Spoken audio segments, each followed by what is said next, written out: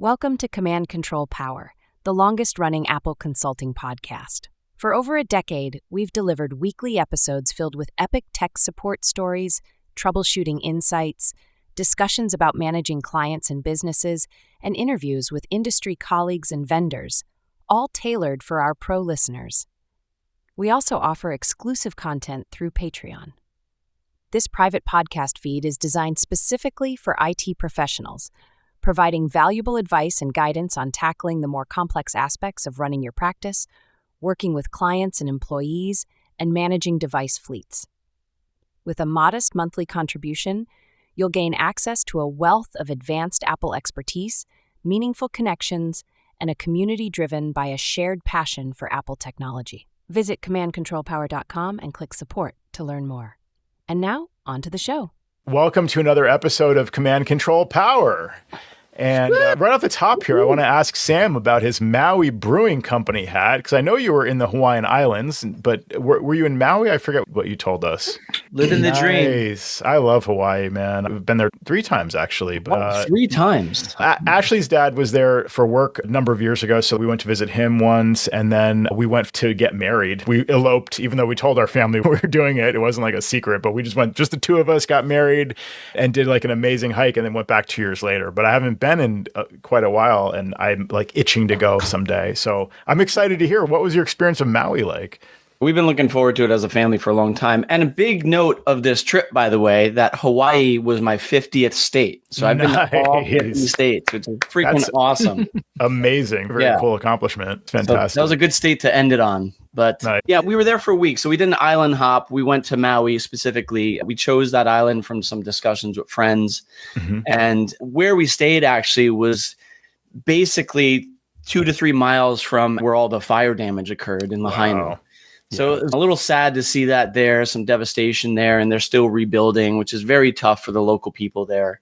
They need the tourism, of course, to help financially, but it's sad to see. You drive right through it and then you go to your vacation. So that was a little tough. Right. And when you leave your area by the beach, you go to the local town for stuff like restaurants or groceries or what have you. And that's where you really get to feel it. We brought the kids. Yes. Wow. Look at you. Yeah, I've been saving a lot of airline miles, to be honest. So I really stockpiled them for a long time. And then it was a very hard thing to spend all those airline miles on a purchase of 4 tickets.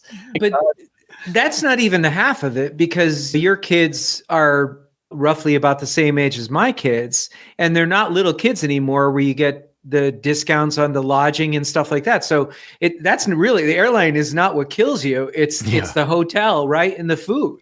Yeah, the food, definitely. Everything's expensive out there, as I'm sure. Imagine so. Wow.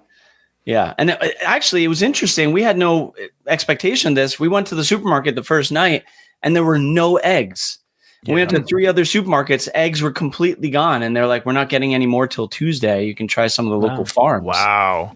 Did you see chickens there on Kauai, which is what the island I went to? Yeah, there's like tons of chickens all over the island. I was following around with a basket. Eggs. Yeah. No, the same thing happened here. They were like totally out of eggs at a couple of the grocery stores a few different times over the last few weeks. This is the conversation in our country, is what the heck's going on? Yeah. Eggs are such a staple. Yeah, that must have been a little shocking. You get to this island and they're like, what else are they going to be out of and waiting for freight to come in on a ship or something? It's I know. Wild.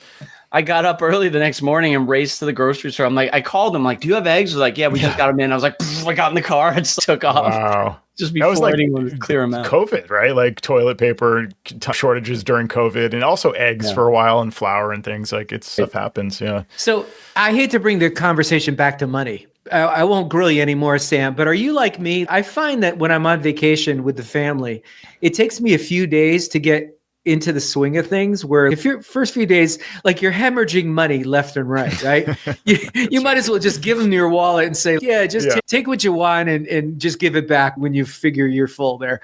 But, and then like by day 2, you're like, screw it. Like whatever it is, it all of a sudden the card comes out and the money comes out and you're desensitized by that point. But I always find it, no matter what I do, it's always like a rude awakening anytime I travel with the family, mostly because it's so expensive. It's just crazy. I do go through a wave of emotions. And like, I think 2 weeks before the vacation started, I got hit with 50% of the hotel. And I was like, oh God, wow. like that hurts. And then it does, you feel it. I think I feel it more towards the end of the week when I'm like, all right, can we stop spending already? And I look at my statement when I get home and I just fall over. But yeah, but it was the only thing, when you take your family to parts of Europe, most times at the hotels, breakfast is included. So you always make those plans like, all right, we're going to have a big breakfast and a light lunch, and then our big meal will be for supper, okay? That's always the best laid plans. But yeah, I know. That's one of the reasons we actually did like a condo so that we had a kitchen and stuff. So nice. We made some meals back at the place and we went out some other days just to... Yeah, that helps out. You know, the costs get crazy. So... it was nice. I thought, Sam, if you buy 49 states, you don't get the 50th for free. It's not some kind of, once you've visited 49, the country is just, here you go. Here's tickets and a hotel. I could buy a $5,000 gold pass to the 50th state, but that's about it. Yeah. Okay, nice.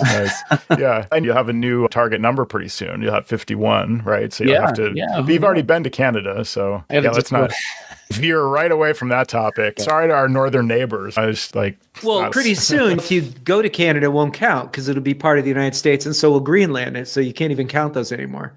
Yeah, that's right, Greenland. Yeah, exactly. Oh man, no, it's going to be a new name also. Red, White, and Blue Land. They actually didn't literally probably somebody in the House of Representatives had legislation to. It's beautiful.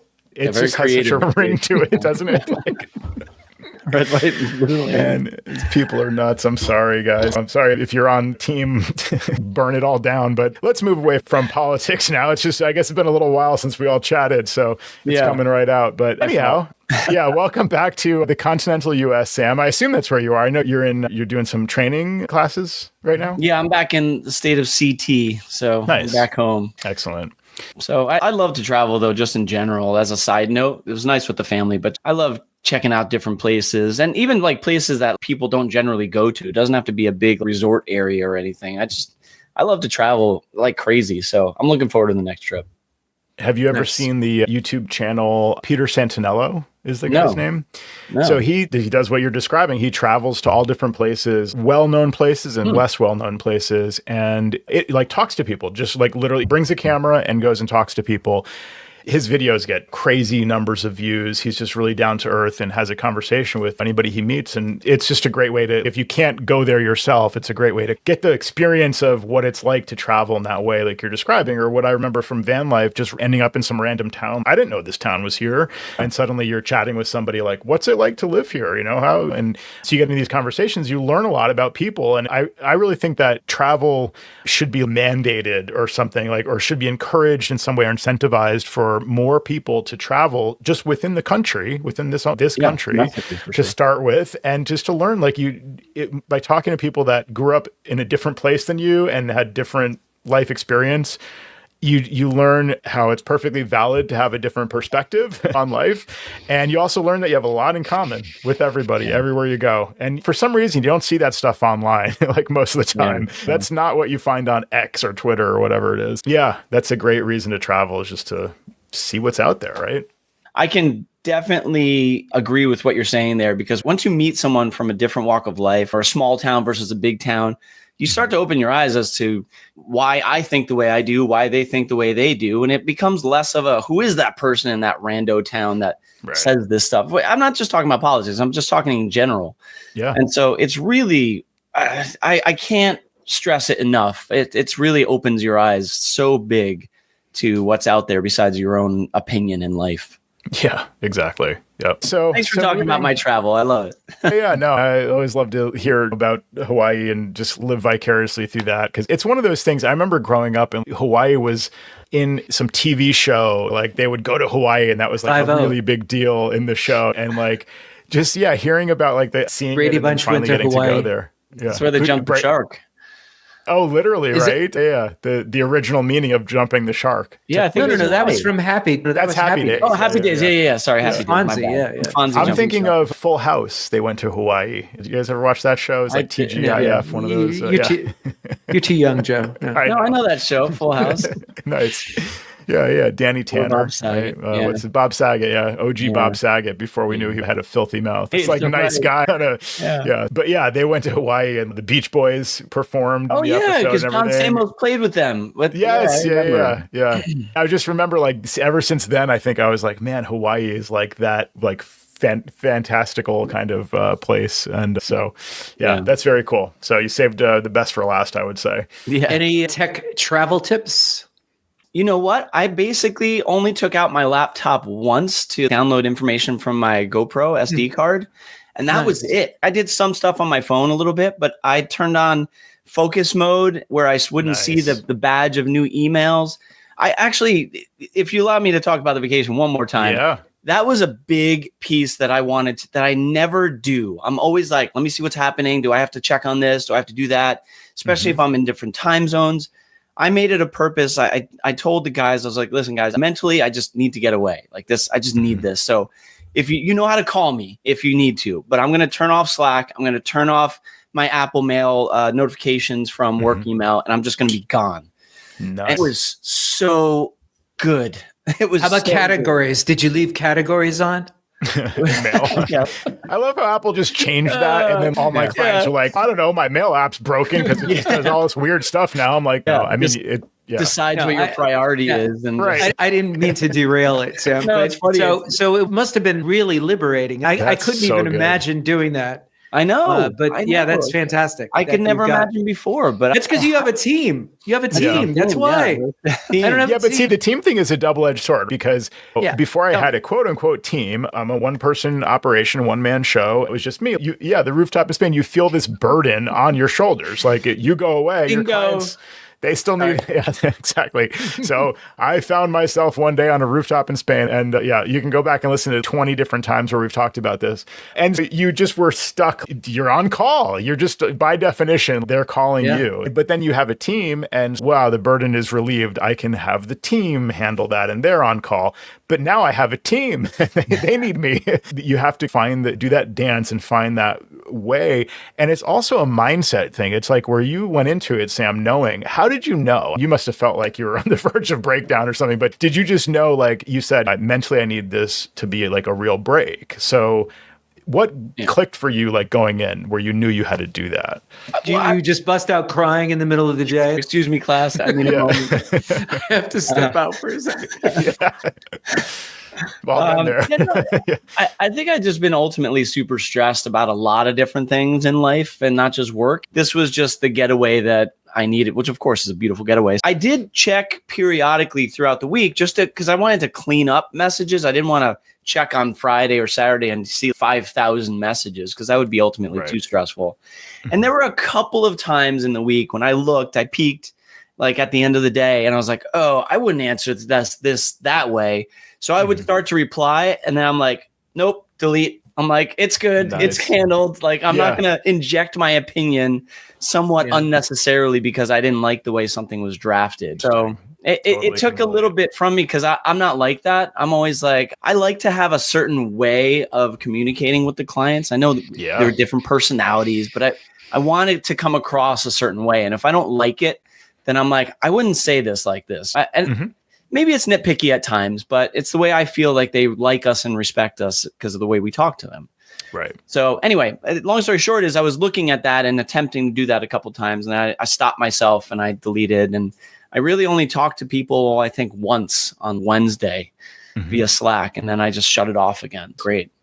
It's good to catch yourself doing that, like that instinct to rewording something and sending it back as a little way of coaching my team over the years. But it's good to notice that as it comes up and be like, actually, I don't need to do that. Where does that come up on a day-to-day basis when I'm fully online and I'm not on vacation? I could avoid a lot of back and forth just by saying, you know what, it's good enough. Let me move on or just zoom out on that. So it's good to notice those instances too. And everybody should disconnect at least once a year for at least, I don't want to say even a week is not enough or anything, but at least a week. If you can do it for a little bit longer, you get really benefits from that. To just be able to disconnect from the work, I think is really important. And I don't know why we don't have that culture here of doing that regularly. I know other countries definitely do. But even when you're a one-person team, I mean, you used to talk about this back in the day as well. Like you could develop relationships with other consultants so that you can possibly break away for a little bit. I know it's hard, of course, but you got to give yourself that mental break, or else one day it will break on you. Yeah. Yeah, for sure. I found myself when I was a one-person operation, like I almost didn't want to focus on that. Not that I didn't want clients to know, because some clients actually find that appealing. They like know that they're going to get you when they call. It's not this big bureaucracy of a company. Right. So there's benefits to it too. But I found myself being, okay, that's a limitation. I came from working for a company, and the company presented as a company, and we were as a company more impressive. And now I'm just me. I don't want clients to look at that and think that's worse, that it's just me. And so I wouldn't like really want to talk about the fact that it was just me. So if I'm on vacation, I didn't really want them to know. And whereas these days, because I have coverage, whether it's Tim or Jerry subcontracting or just an answering service, there's somebody there. And so I don't have to worry that the client's not going to get taken care of. So I will tell them I'm traveling on Friday or whatever the case is. I'll be a little bit more open about that now than I was when I kind of didn't want to talk about that and call attention to it. It's funny because you're like, there's Tim and then some subcontractor, and Jerry's just like, that's me. He's Didn't I say Jerry?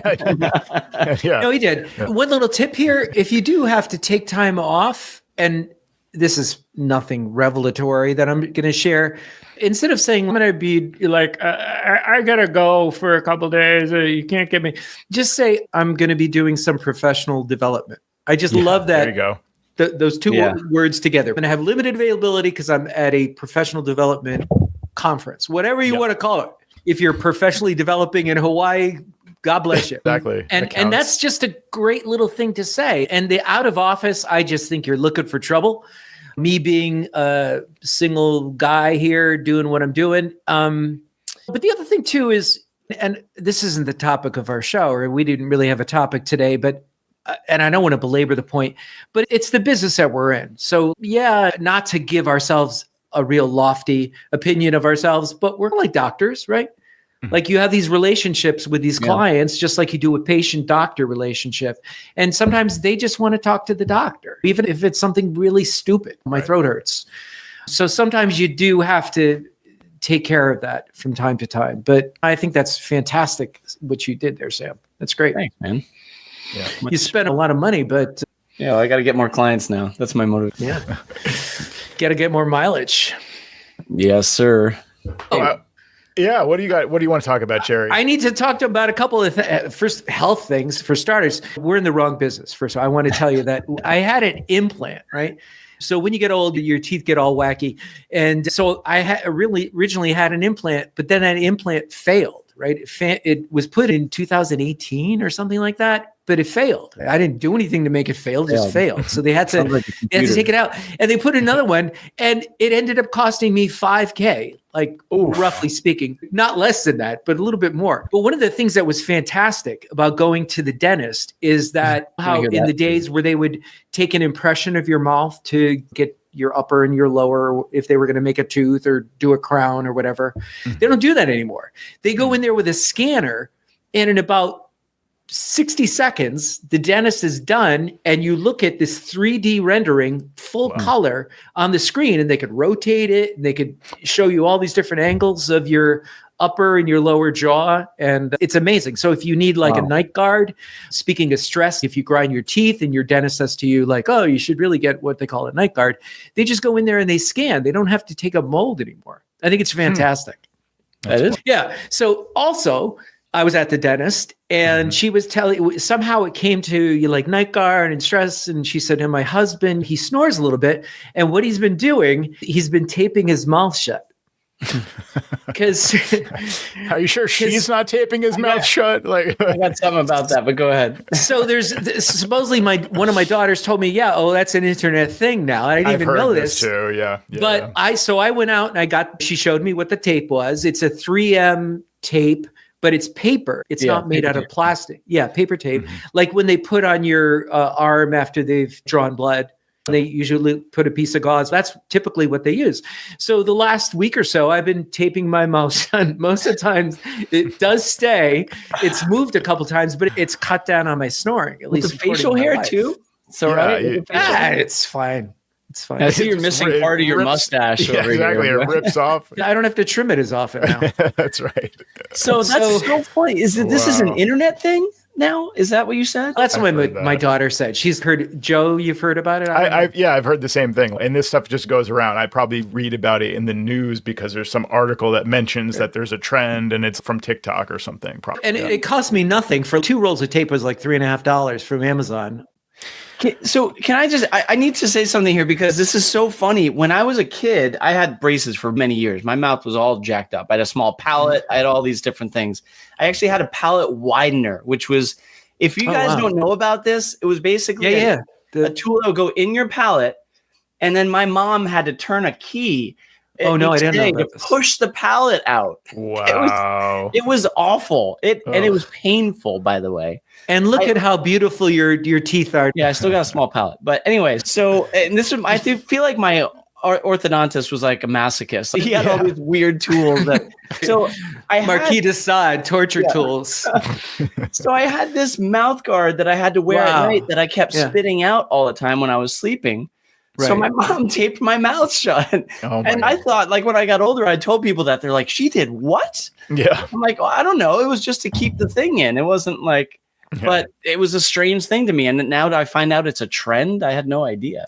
For snoring, supposedly. And like I said, and she was telling me he's got magnets that he wears on either side of his nose or something like that. Some crazy thing with magnets. I'm not going to get that. But if I could eat $3 tape, I'm in. Help out my wife a little bit. Yeah. So recently I was mentioning to my wife that there was a water bottle that I heard about that purifies water, right? Oh, wow. And you could hook it up to your iPhone and you put in water. You could really get it from any source. It's got a charcoal filter straw kind of thing. It's called the Larq, Larq. And it's ridiculously expensive. It's $119 for a water bottle that might look like this. So we'll talk about the water bottle in a minute. So I was mentioning to my wife, that's a neat idea because you could track your water consumption through the iPhone. There's an app and it purifies the water. So you could be in school and you could get for your kids and they could get it from the water fountain and you don't have to worry as much about the quality of the water. And here at home, we get water from a well and we have an ultraviolet light that passes through our water before it hits our taps. So that was put in by us when we took occupancy of this place 5 or 6 years ago, because we tested the water and we found that there were impurities, right? So you can do things like you can pour chlorine, like Clorox, into your well, shock your well. It's to kill the bacteria. Now, we don't have things crawling into our well is sealed, but things just seem to... Joe, you seem like you might know about this. I remember from like RV water tanks, like you can do that and then flush the system. I'm just wondering, do you like then have to run it for a while after doing that? No, this UV system. So the UV, we didn't achieve any success trying to purify the well, let's say. So we put in this UV system and it wasn't terribly expensive. And so now anything that we get from the tap has already been debacterialized. That's a technical term. It means removing the bacteria from the water. Right. So anyway, I was telling my wife about it. I said, it's $119. Sounds cool, but let me preface this by saying one more thing. When I was a kid, nobody had water bottles. Nobody drank water. Once in a while, you'd ask for a hall pass to get something from the fountain, but nobody was pushing around water bottles. Nobody bought plastic water bottles at the supermarket. I wonder how we ever made it this far, you know? Exactly. Yeah. and I realized that there's a health benefit to drinking water, but I mockishly talk about people pushing around these water bottles. But sure enough, my wife, to surprise me, got me a Larq water bottle, and you could press the button on top. Look at that. Wow, it's purifying the water inside. And track your water consumption. They're not a sponsor of the show. She had to pay full freight for that. She said they were on sale. She paid like $118 for it. Probably. Nice. And she got it through Venmo, so now we can't even return it. So now I'm trying to force myself to drink water, and I'm just like making biological breaks all day. Yeah, I can imagine. Biological breaks. It is good to drink water, but I think at some point it became a trend of its own where you could put stickers on your water bottle. You can signal that you're health conscious by carrying the water bottle. I carry a water bottle if I'm going for a hike or even just a long walk in town or something. I'll probably take one. I use probably the complete opposite of what you're showing off, Jerry. The brand Vapor is what I use, VAPUR.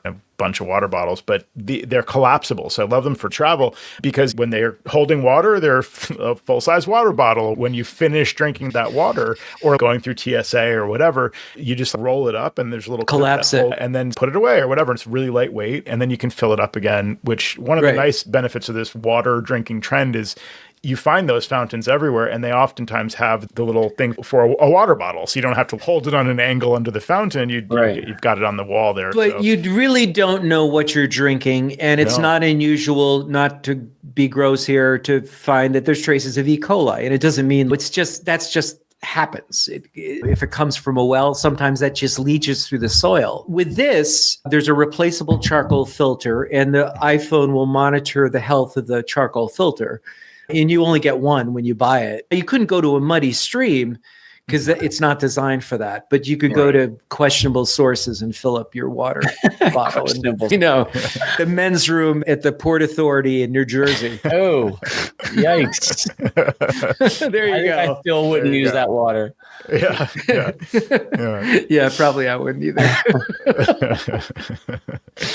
That's pretty cool. So somebody technofied just the simple act of drinking, staying hydrated. So it's a connected water bottle now. Wow.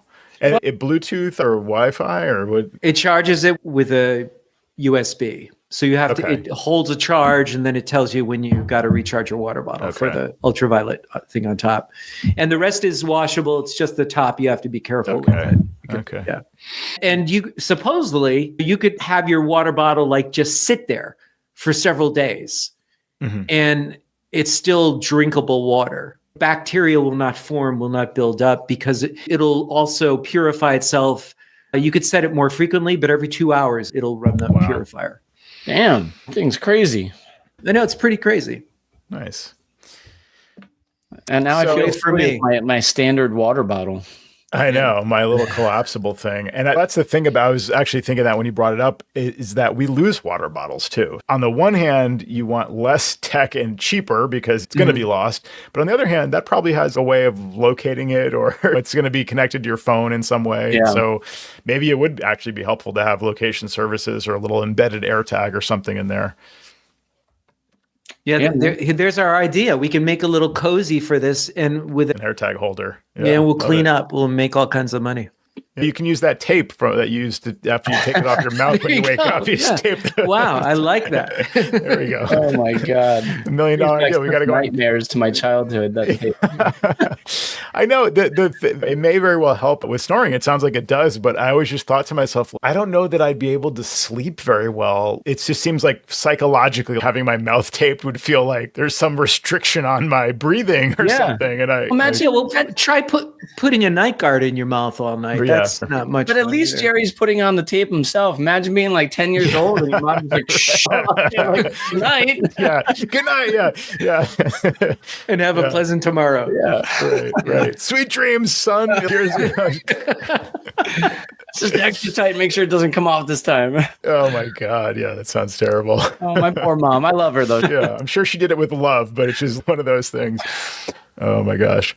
I'm wondering if we should get into a couple of topics that I want to talk about. We can probably pick one for the remainder of this show, but this is the most recent thing I've been working on is implementing Patch. So we interviewed Chad and Ryan from Alectrona Patch about their Patch software and service. And I use Addigy and I thought I can roll my own. May I say that Sam and I, a hooray for Sam and I story, we both got with the program is very shortly after they were on the show. Yeah. Right. And what's your story? No, and like I usually do, I said, let me let Jerry dive in head first and see how that goes, where it could go wrong.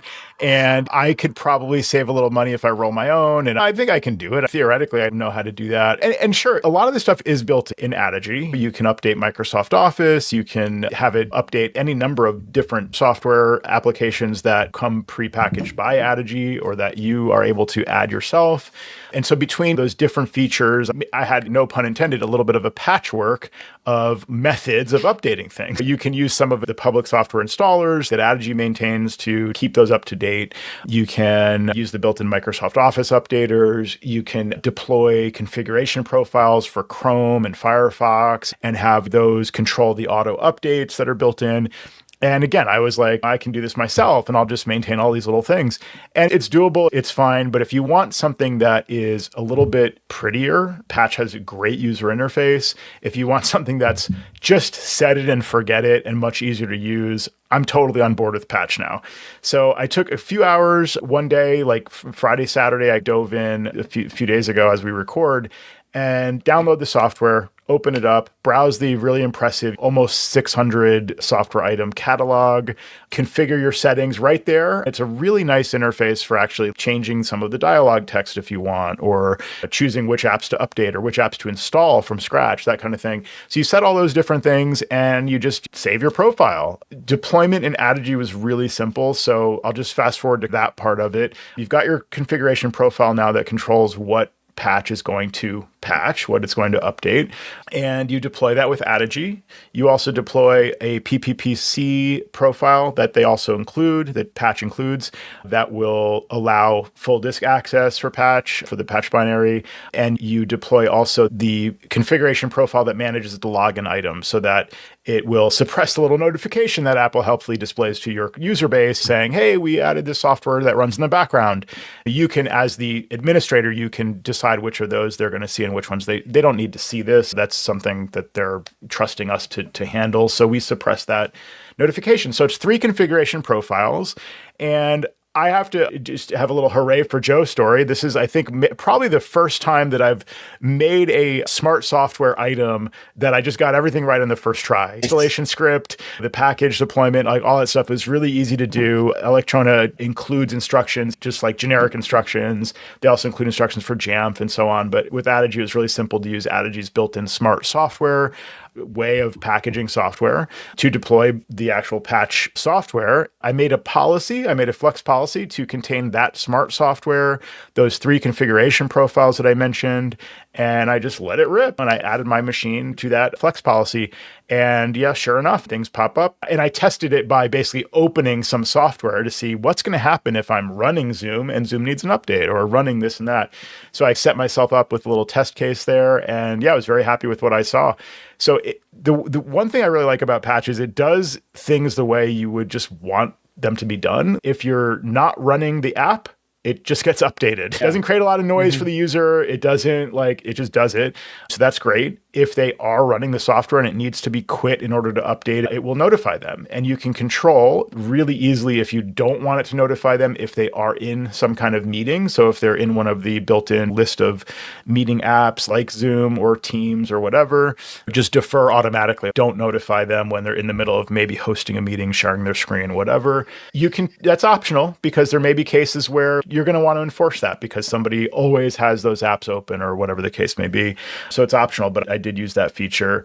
The other thing I really like about, again, it just behaving like you'd want is if they're running the app and Patch runs and they say later, let's say they defer it, if they then quit that app, Patch sees that happen and will automatically update the app. It just takes the opportunity. So it's obviously that's the way it should work. And they thought of that. Just like right from the beginning, it was really easy to deploy and just really nice looking, and it just works. Yeah, you guys are already on board. I'm preaching to the choir here, but anything to add to that from your experience? I'm a little annoyed that now you're the expert on it, but that's fine. No, it's great. It's great to hear you deploy it so easily and on the first try.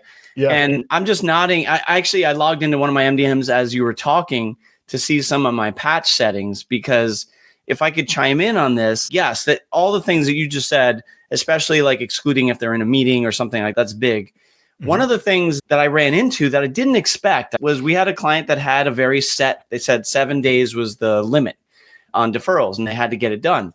So I set that thinking I was done. But what I didn't realize is some users would do what users do and they see the later prompt and they would just drag it to the side and forget about it and not count that as a deferral. Okay. That's an option, right? They added it as an option. So I was like, I got to be able to fix this. And I went into the Mac admin's Alectrona Patch channel and I didn't even ask the question. I searched about it and there it was. and it's a key that says record timeout as deferral. Yes, I remember seeing that. Nicely done. And it took care of my problem. It was perfect. Nice. You can even lock the windows so they can't move it as well. You use it both on Addigy and also on Jamf, right, Sam? Yeah. So it works so the same way. Either way is perfect and easy. Yeah.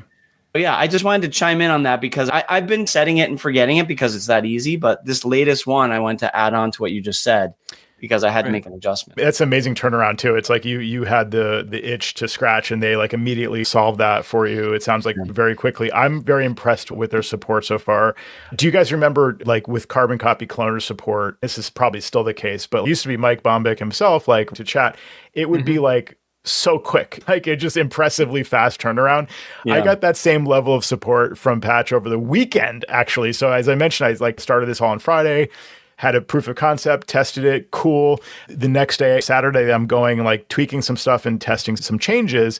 And as I'm doing it, I'm thinking, oh yeah, so I have one client that runs FileMaker. Now FileMaker, there's several versions in the catalog, but the latest one, and I think like the latest two were not in there. So I sent them a quick email just as I'm thinking about it. Hey, can I put in a request to add FileMaker version, whatever it was, 2024 and whatever.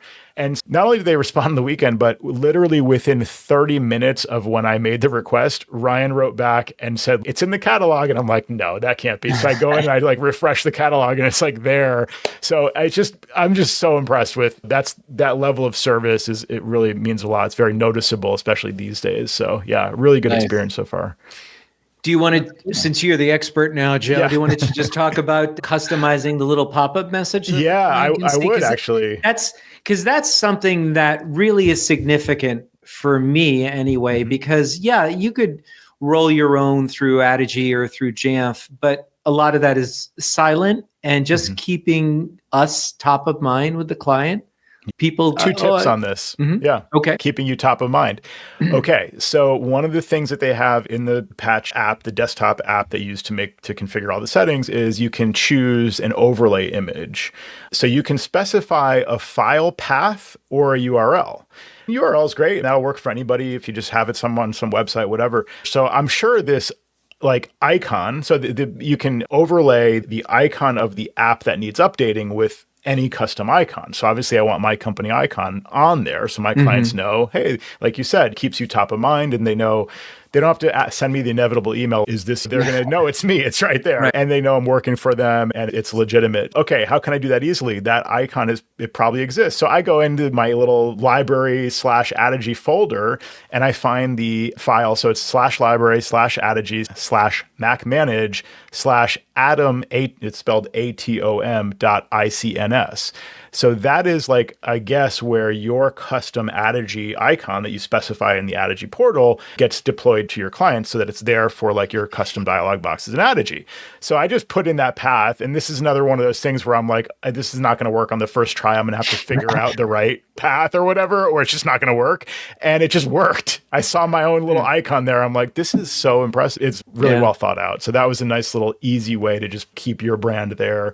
The other thing I did was they have the help view text. So there's a little question mark icon in the corner in that little update window. And it's fine by default, but I thought let me just test something out. So I included the patch friendly name. So I specified patch friendly name and they have these little tags in there to use.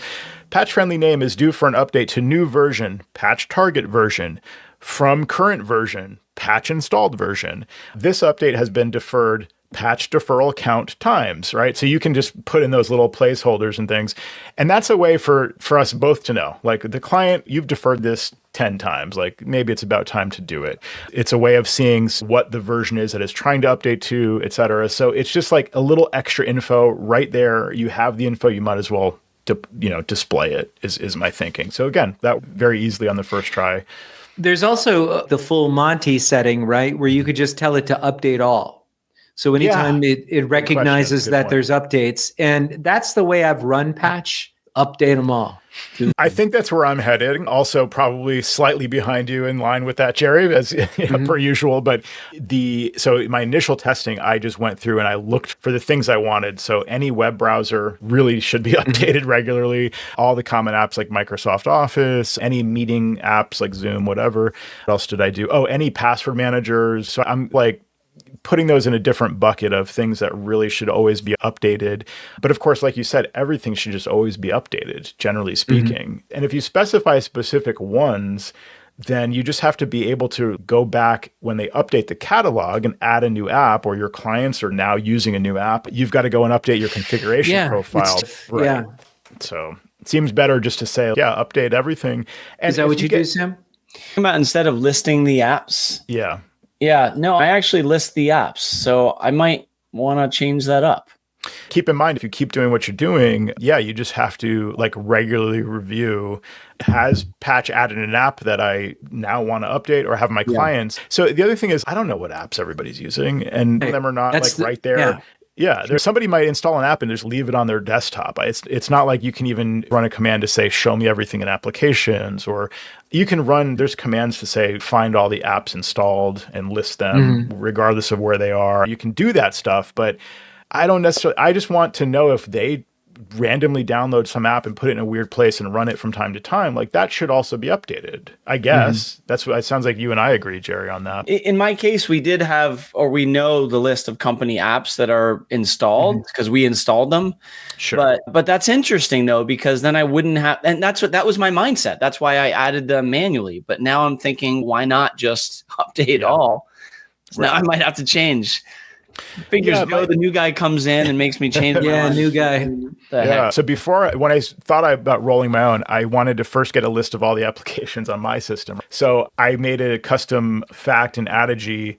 The issue was that it worked everywhere I tested it. And then I ran it on my machine and it was like, it gives me an error. And the error is you have too many freaking apps. Like it's bigger than the variable size or something. Like it's over whatever number. I have literally like hundreds of apps in what I realized was like, I have accumulated apps over the years that I really definitely do not use anymore. So I don't know if I want some alert to pop up on a client machine about some app that like they don't even know they're running. And I'm thinking this through, like that shouldn't happen if they're not actually running it. That probably won't happen. But then again, there's also a lot of clients that have all those menu bar icons marching across the menu bar there, and they don't even know what they just leave them there. They don't care. So there are apps that they're running that they don't even know they're running. And now suddenly they're going to get an alert from Patch saying this app such and such needs to be closed.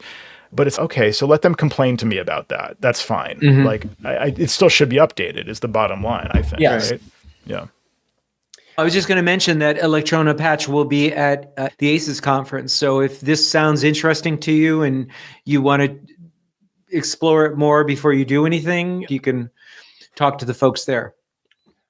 Yeah, that's a good call out. I just learned something actually about the config profile.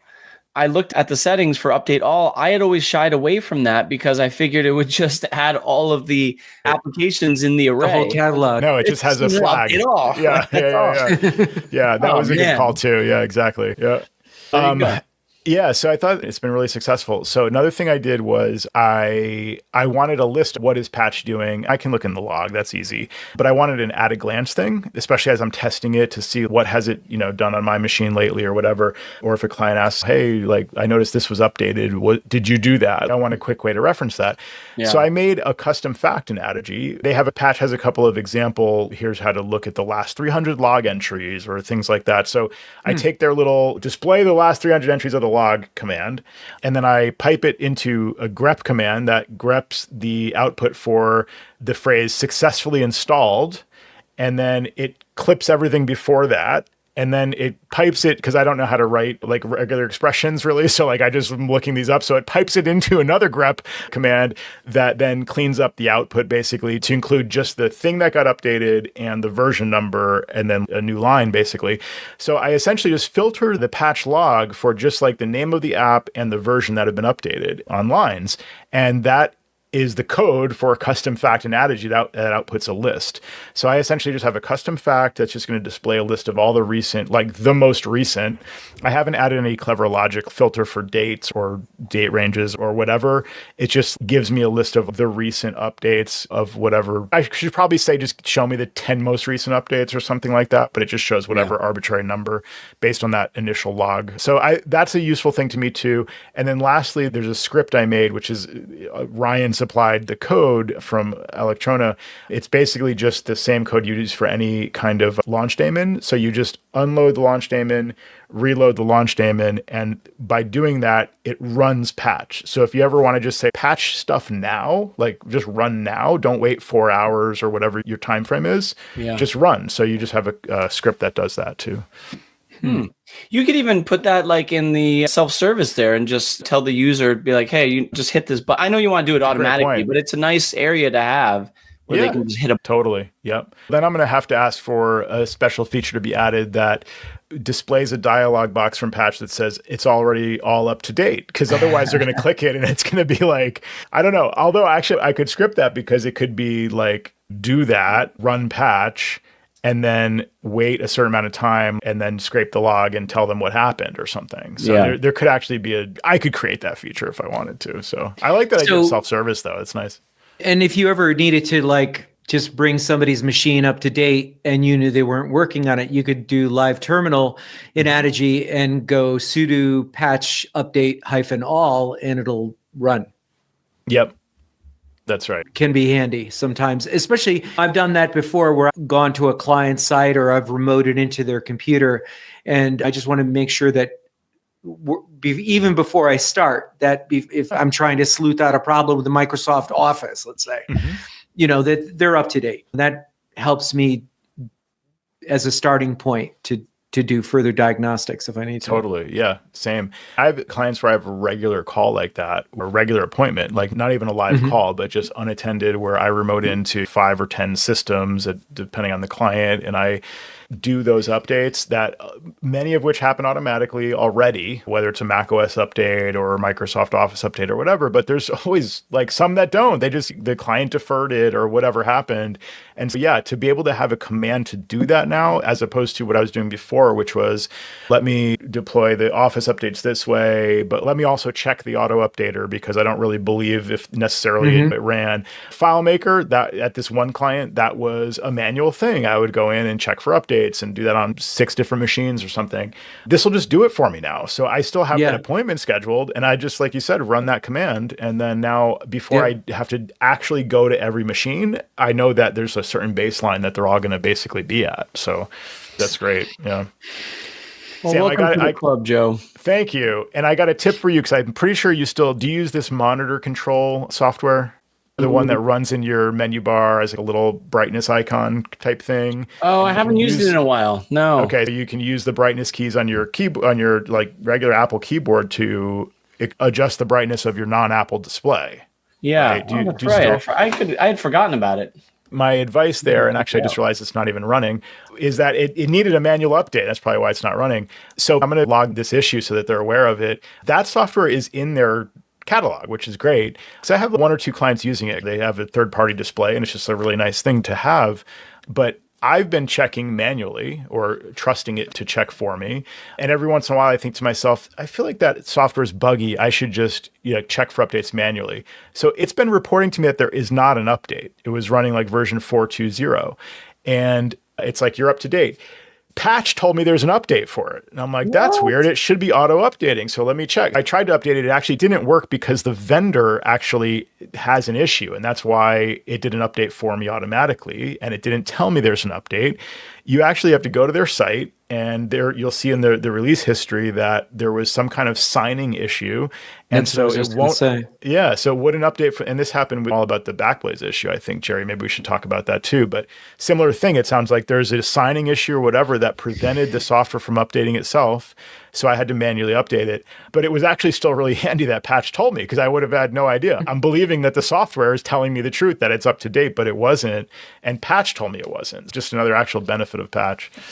Oh, damn. I didn't know. I am running 420. So you're right. I'm updating it right now as we're talking. Yeah. It's been a little weird for me. And I think that was probably why. It was just like a little slow or glitchy in certain cases. So yeah, Jerry, did something come to mind when I said a signing issue? Did you have, I think you advised me on this one, the Backblaze one, but was there another issue you're going to? This is another one of those cases, Joe, where you're going to tell me that I have something to say and I don't remember, and then I have to ask you guys what it was. Okay, all right. So this issue with this monitor control app not auto-updating, because as they call it a signing issue, I don't really know what the issue was, but sure, that's the issue. We noticed this a while back, and this was weeks ago now that you advised me of this, Jerry, but you know how Backblaze has been updating? I know why. So Backblaze, according to my Watchman monitoring, on many of my clients has not updated. The software is not up to date, and it's not updating itself. Like I usually just trust Backblaze has built-in auto updating.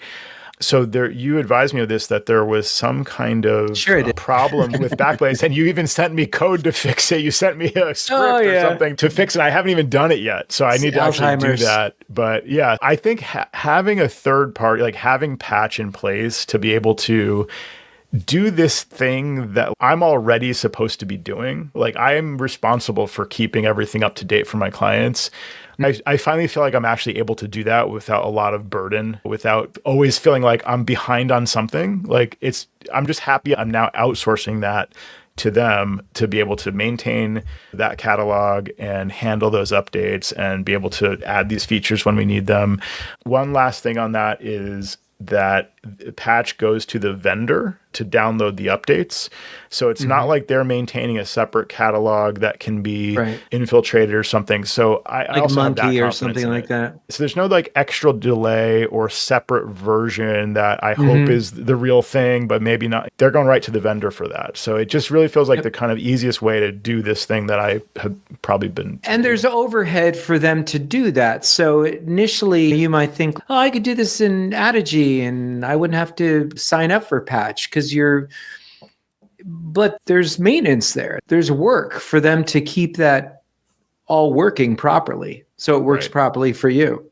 Exactly. And I realized that I was going to be spending the amount of time on a regular basis that I would be spending to keep track of that stuff. Like it wasn't worth it. It's worth paying them to do that for us. So yeah, very happy with it. Once again, credit to you guys for being first and second in line, but I'm glad I got there not too far later. Go to Sam, because Sam was the initiator of having Chad on the show. That's true. And as soon as I heard about the product, I was like, oh, this sounds fantastic. Yeah, go ahead. For the live listeners, audio listeners.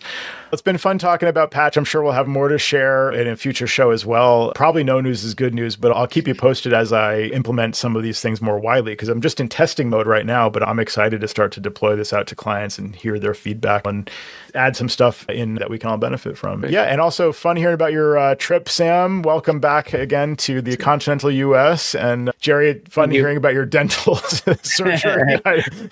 I'm sure not as fun as it was for you going through it, but yeah, good talking to you guys. Good to be back with you, and we'll talk to everybody else next week.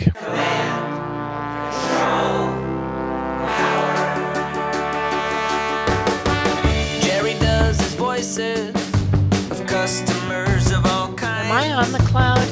Joe spins